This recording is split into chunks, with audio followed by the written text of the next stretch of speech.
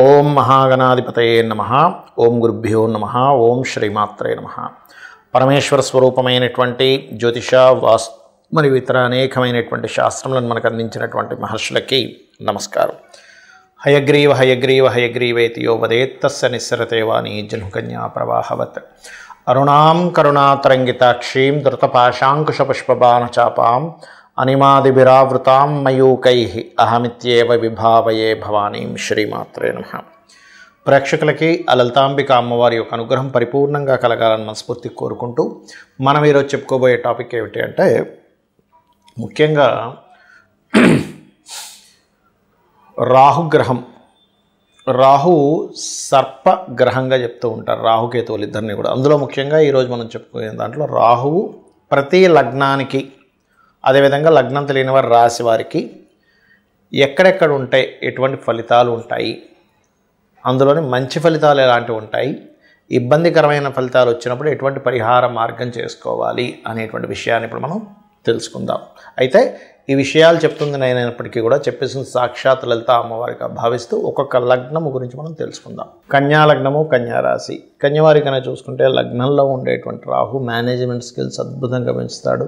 అనేకమైనటువంటి విషయాలను ఒకటేసారి మేనేజ్ చేసేటువంటి ఫలితాన్ని ఇస్తున్నాడు. రెండవ స్థానంలో ఉండేటువంటి రాహు పర్టికులర్గా కనుక చూసుకున్నట్లయితే రెండులో ఉన్నటువంటి రాహుగ్రహం ఏదైతే ఉందో అది పర్టికులర్గా చూసుకున్నట్లయితే ధన సంబంధించినటువంటి విషయాల్లోని మరియు ఫైనాన్స్ రిలేటెడ్ సంబంధించినటువంటి ఎవరికైనా సరే ఇవ్వడం తీసుకోవడం ఇట్లాంటి విషయాల్లో పర్టికులర్గా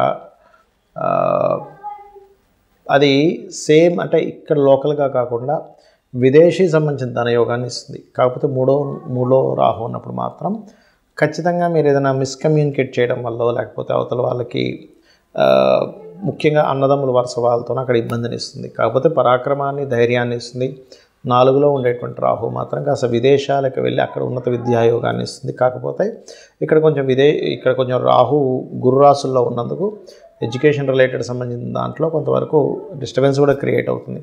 పంచమరాహు ముఖ్యంగా కొంతవరకు సంతాన విషయంలో ఆలస్యాన్ని లేదా సంతాన విదేశాలకు వెళ్ళడము అనేటువంటి యోగాన్ని ఇస్తుంది. 6వ స్థానంలో రాహు ఉన్నప్పుడు మాత్రం కాస్త ఇక్కడ మీరు ఒకవైపు బిజినెస్, ఒకవైపు జాబ్ రెండూ చేసేటువంటి యోగాన్ని ఇస్తుంది. 7వ రాహు మాత్రం మీకు పర్టికులర్గా సంబంధాలు, వివాహ సంబంధాలు, కాస్త విదేశీ సంబంధాలు కుదిరేలా జరుగుతాయి.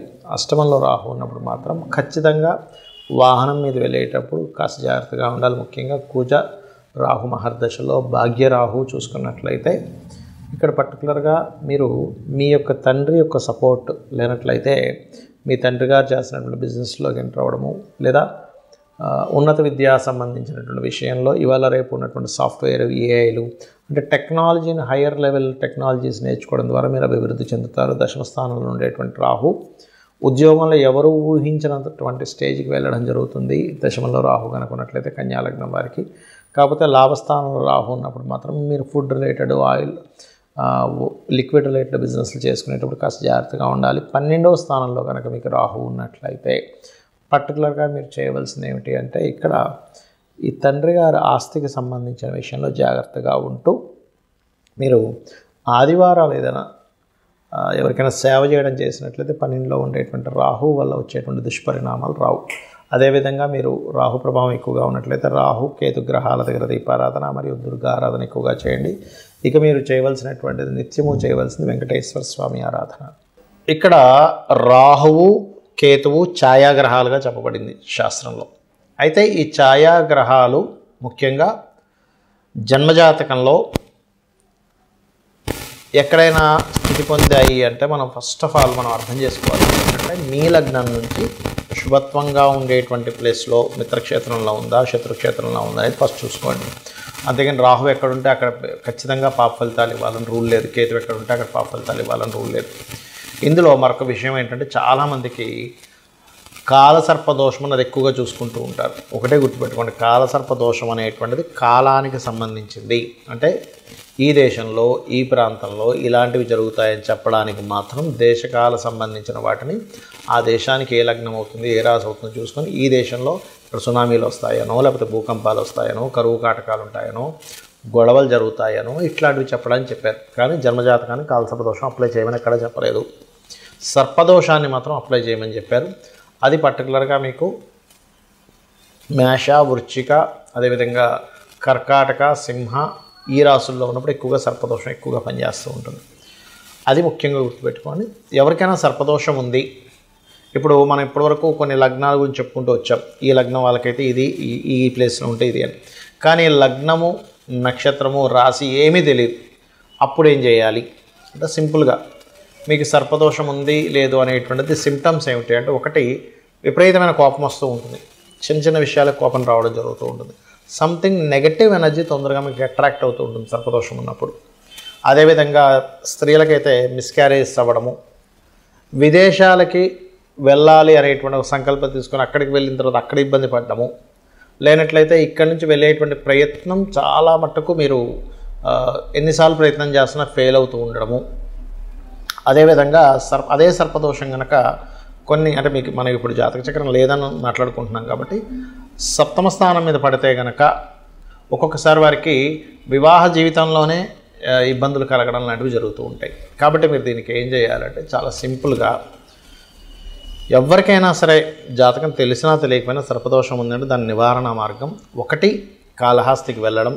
ఆ ఈశ్వరానుగ్రహం రాహుకేతువులు పూజతో పాటు ముఖ్యంగా అక్కడ ఈశ్వరానుగ్రహం కలగడం వల్ల కాళహస్తికి వెళ్ళిన వాళ్ళకి శుభం కలుగుతుంది, గుర్తుపెట్టుకోండి.